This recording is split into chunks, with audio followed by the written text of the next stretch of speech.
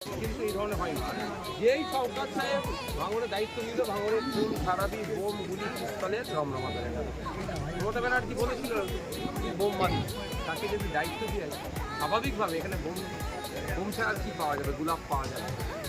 আমরা প্রয়োজনীয়তা রাজনীতি করি, এই হিংসা থাকতে চাই, কিন্তু যারা হিংসা করতে চাইছে গণতান্ত্রিক পক্ষে তাদের জবাব আমরা দিচ্ছি।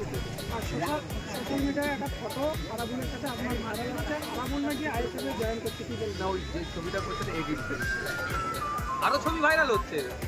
শুভেন্দু অধিকারীর সাথে আমার একটা ছবি ভাইরাল হচ্ছে, দেখেন দেখেন না, এডিট করে যে যার মতো লাগাচ্ছে। এডিটের কোনো দাম নেই। আমরা দেখছি একেবারে এফআইআর নিয়ে আপনাকে মঞ্চ থেকে ভাবতে দিচ্ছিলেন যে কলকাতায় ডাক দেবো, আমি রাখ দেবো না, আর ভুল যা কিছু সুবুদ্ধি সম্পন্ন মানুষ এটাকে সামনে রেখে সমস্ত দল মত